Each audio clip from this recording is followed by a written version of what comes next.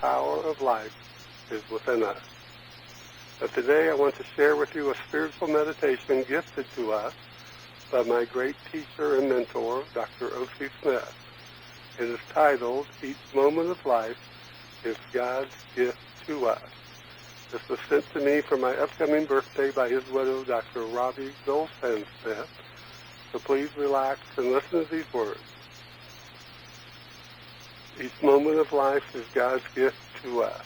I spend these moments exploring my own being, and I discover the most precious gift of all, my own God self.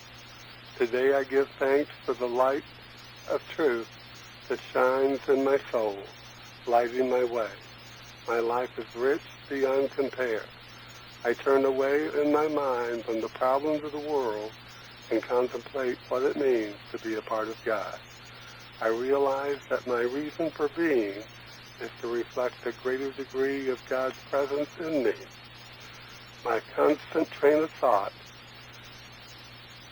is filled with the idea of love and joy and harmony and prosperity as being life's only reality. I give thanks for these blessings, and so it is, O.C. Smith. Once again, I want to thank Dr. O.C. Smith for all that he's done for the thousands of people that used to attend his services, and also for the beautiful music that he did, that he gave to the world, and that was also something that touched people's hearts. So Dr. O.C. Smith, my mentor, my minister, I studied with him. It's one of the greatest gifts of my life, and he passed from this life the day after Thanksgiving in the year 2000. So today our message is titled, In Touch with the Subconscious. In Touch with the Subconscious. Today we're going to explore the writings of Judge Thomas Troward, one of the great teachers of spirituality. Judge Troward looked for the spiritual significance in everything. He reportedly said one of the most important books we can study is the Holy Bible. Note that he did not say we should read it, but study it. Not lean on the understanding of the spiritual significance of it from others, but to let the Spirit move through our own consciousness to find the pearls of wisdom contained in it and lift us into a greater understanding of life and our relationship to the intelligence, power, and spirit that we refer to as God, for lack of a better word. Now let's see what Judge Troward is telling us in the following words from his Edinburgh lectures, which were first published in 1904.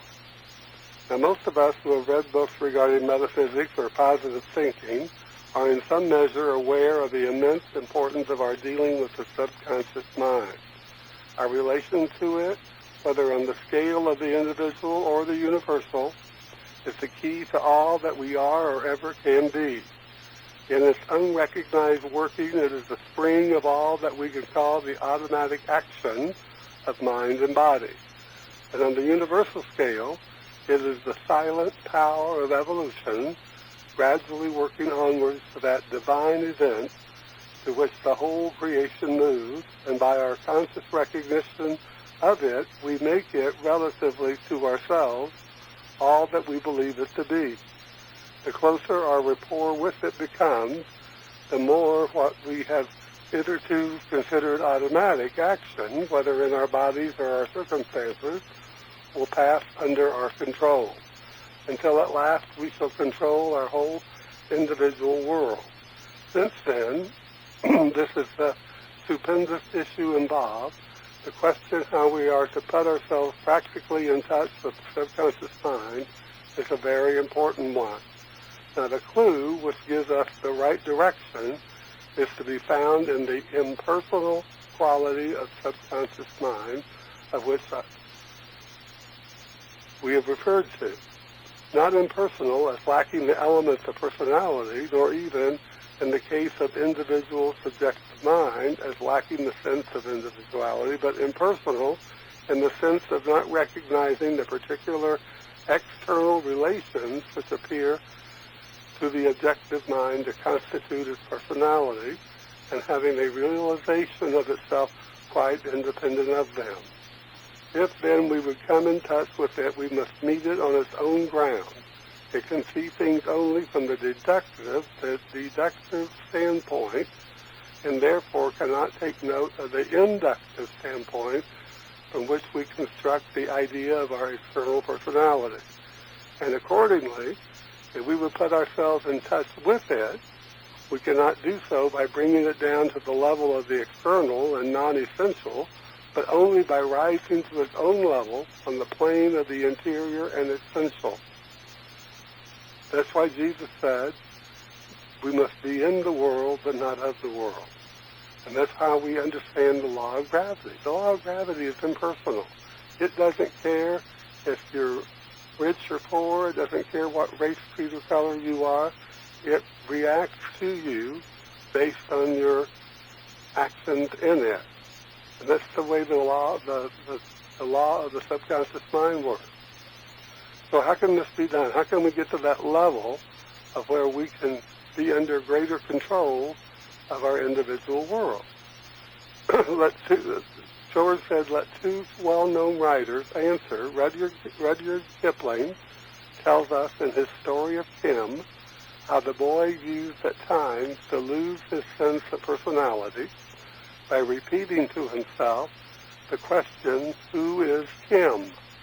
Gradually, his personality would seem to fade, and he would experience a feeling of passing into a grander and a wider life, in which the boy Kim was unknown, while his own conscious individuality remained, only exalted and expanded to an inconceivable extent. And in Tennyson's life, by his son, we are told that at times the poet had a similar experience. We come into touch with the absolute exactly in proportion as we withdraw ourselves from the relative. They vary inversely to each other. That's why the Mastermind Jesus said, look to God. Look to God first. Seek God first. Look to the infinite. Look to that great invisible that we call God, for lack of a better word, and realize that all the power that we need, all the intelligence that we need, all that we require to be in the spirit of the thing that we desire to be, to have, or to do, is available to us. So for the purpose then of getting into touch with our subconscious mind, we must endeavor to think of ourselves as spirit, as that entity which interiorly supports the outward manifestation of ourselves. In doing so, we shall realize that the essential quality of spirit must be good. It is in itself pure life, and as such, cannot desire anything detrimental to pure life under whatever form manifested. Consequently, the purer our intentions, the more readily we shall place ourselves in rapport with our subjective entity, and the same applies to that greater subconscious mind of which our individual subjective mind is a particular manifestation. In actual practice, the process consists in first forming a clear conception in the objective mind of the idea we wish to convey to the subjective mind. In other words, we must know what we want. If we're going to be it, we must be able to see it. It means we must work in our mind until we can see it, until we get into the feeling of having it, being it, doing it, and convince ourselves that it's so. Remember, we don't have to convince God of anything. This power, this intelligence, this spirit that we call God, for lack of a better word, is a part of who we are. We are a part of God. The power of life is within us. But we'll never know how powerful this life is within us until we learn to use it, until we take time to think about it, to contemplate it, to bring it into our mind as real to us. Everyone must formulate their own way of working, but one method, which is both simple and effective, is to say to the subjective mind, this is what I want to do, and now I will step into my place and do it, bringing all my power and intelligence to bear and considering myself to be none other than the co-creator of that which I desire to have, to do, or to be. Having done this, return to the realization of our own objective personality and leave the subjective mind to perform its task in full confidence that by the law of its nature it will do so, if not hindered by a repetition of contradictory messages from our objective mind. In other words, don't say you're going to be successful and then start talking about how challenging life is or how frustrating life is. It won't work. Remember, the Lord, which is the law of our mind, the Lord is our shepherd. That Lord that's our shepherd is the law of our mind. It's the power of life within us. It's that idea held in mind as absolutely true for us, and we shall find it made manifest in our experience, in our outer experience as well as our inner experience in our mind. This is all about a creative power, using that creative power which is the infinite. Just think of all the people that have used that creative power successfully. Think about our smartphones. Think about the phone that used to hang on the wall, and we get 3 rings and it would be for us, or we get 2.5 rings and it would be for our neighbor. Party lines, they were called. Think about all the things that have come to pass from the days of people using horses and buggies to now we have Porsches and now we got electric cars. This is all working from that one intelligence that we call God. Just like there's only one gravity, there's only one force of gravity. Just like the air that we breathe, we're all breathing the same air. And unfortunately, because of pollution, some people are breathing that same air with more of a polluted effect than others. But we must take into our mind that we have the power to be, to do, or to have that which we hold in our heart as true for us, as something that we desire to experience. We have to get into the feeling of it, as Reverend Ike used to say. Get in the feeling of happiness. With what character we invest the universal mind, for since our relationship to it is purely subjective, it will infallibly bear to us exactly that character which we impress upon it. In other words, it will be to us exactly what we believe it to be. Just as we read in the Scripture, where we read that the Lord says, "Know that I am and I will be. Know that I am and I will be." What is the power that Jesus and Isaiah and all these people were talking about, all the great teachers of our history and our history? The Bhagavad Gita is filled with the mysteries of this power. Paramahansa Yogananda is one of the great teachers of this power. Think of all these great teachers of this power that didn't let the dogma of religion stop them from discovering more of the reality of our relationship with God.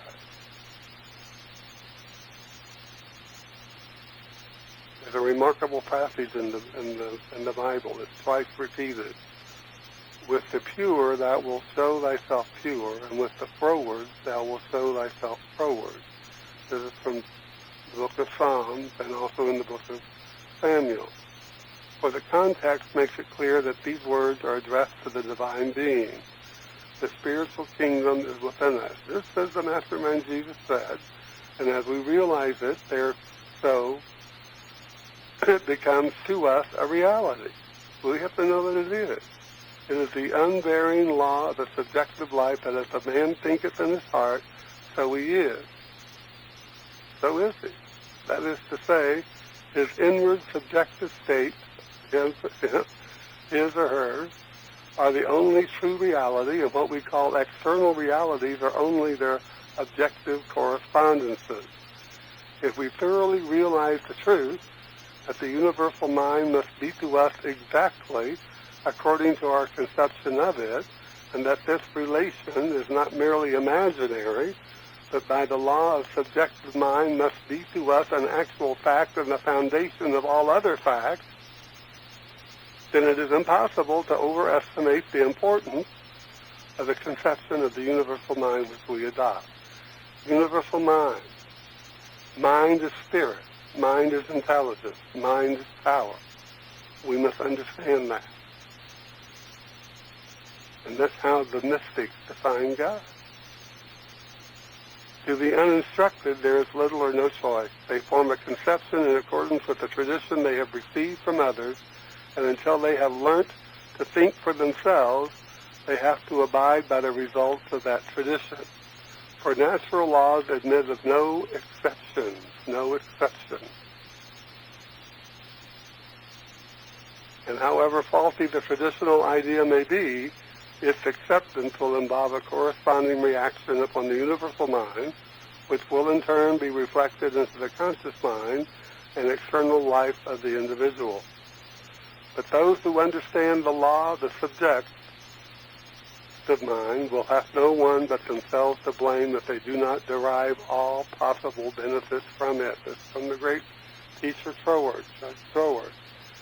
The greatest teacher of mental science the world has ever seen has laid down sufficiently plain rules for our guidance, with a knowledge of the subject whose depth can be appreciated only by those who have themselves some practical acquaintance with it.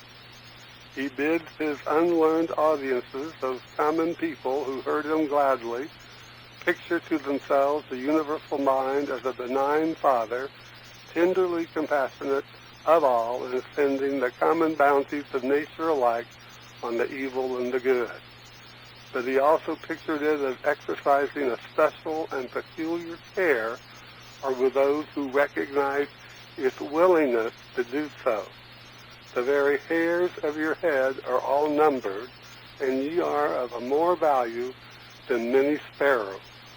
Prayer was to be made to the unseen being, not with doubt or fear, but with the absolute assurance of a certain answer, and no limit was to be set to its power or willingness to work for us. But to those who did not thus realize it, the great mind is necessarily the adversary who casts them into prison until they have paid the uttermost farthing, and thus in all cases the master impressed upon his hearers the exact correspondence of the idea of this unseen power towards them with their own attitude towards it. Such teaching was not a narrow anthropomorphism, but the adaptation to the intellectual capacity of the unlettered multitude of the very deepest truths of what we now call mental science. And the basis of it all is the cryptic personality, a spirit hidden throughout the infinite of nature under every form of manifestation. In other words, if we believe a little, we get a little. If we believe a lot, we get a lot. That's what the great Dr. Robert Bisher used to teach. Think big. Think big. When Jesus said, faith the size of a mustard seed, and back in that era, they thought mustard seed was the smallest seed on the planet, said you can move mountains. He didn't say we would move mountains that we see physically, but mountains of doubt and mountains of fear and mountains of worry out of our lives.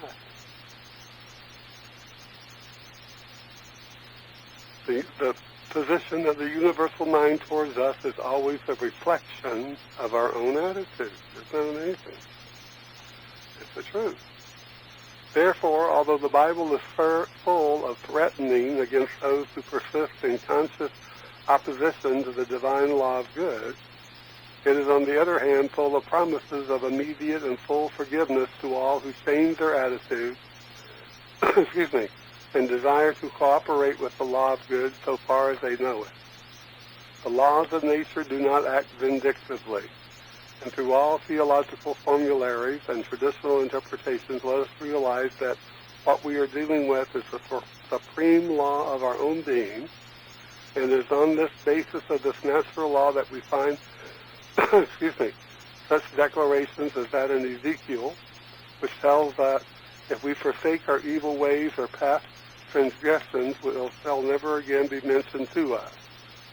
We are dealing with the great principles of our subjective being, and our misuse of them in the past can never make them change their inherent law of action.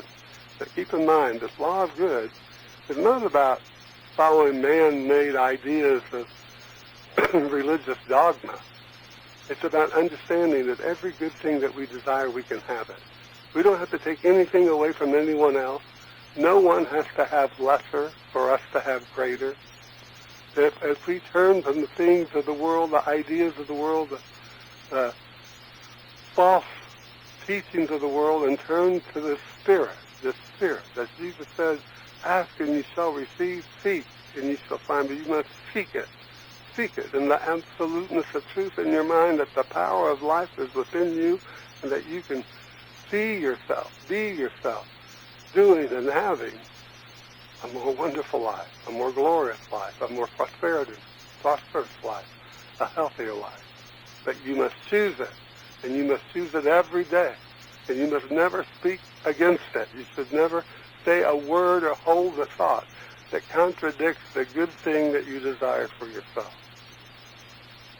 Otherwise, it will never show up. It will not show up. And if it does show up, it'll show up with a lot of frustration and a lot of trouble. Like the woman that prayed to meet a rich man and have a life of luxury.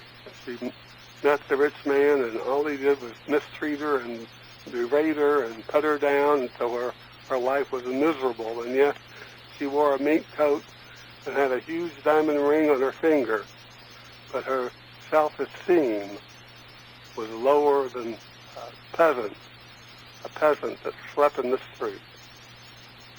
So the initial step in understanding our relationship to the universal mind consists in determining to picture the universal mind as the ideal of all we could wish it to be, both to ourselves and to others, together with the endeavor to reproduce this ideal, however imperfectly, in our own life. In other words, we're to take that power of life within us to create, just as God has created, just as this intelligence, this spirit, this power that we call God has created this world in which we live, evolve in our mind a greater intelligence so that we can go from horses and buggies to electric cars, wonderful Porsches and BMWs, all those things. So we have to get it in our mind. What is it? What is it we want? How much do we believe? How much do we believe? Do we believe in God? Well, it doesn't do any good for us to believe in God if we don't think God believes in us.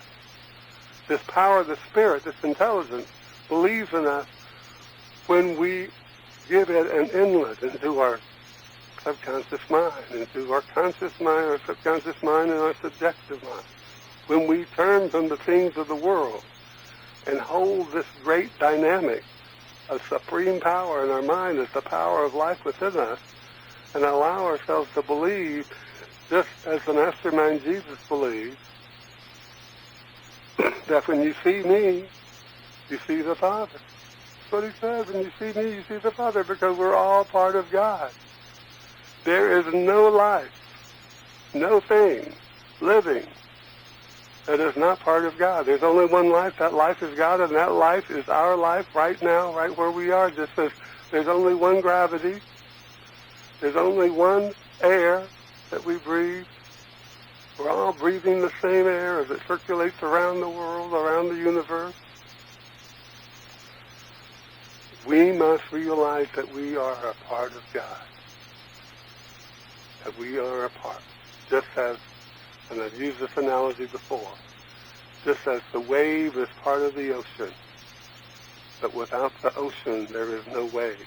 Just a splotch of water on the seashore. So without God, without this power, this intelligence, this spirit that reigns supreme, invisibly, just as gravity does, without it, we're just like that wave. It's lost sight of the ocean. So we must turn to this power, this presence, this intelligence, and know that this power is within us. The power of life is within me. Say that to yourself. The power of life within me heals every organ, muscle, organism, every atom in my body. The power of life within me draws to me the ideas, the opportunities to prosper, to succeed in life. The power of life within me draws to me, as I get into the spirit, every creative idea that I need to feel a greater joy in life, a greater purpose in life, a greater sense of being a part of life in the most wonderful way. It's up to us to do it. It's up to us to have it. It's up to us to realize it for ourselves. This is the great Dr. O.C. Smith tells us in that meditation his wonderful wife, Dr. Robbie Smith, sent to me. Each moment of life is God's gift to us.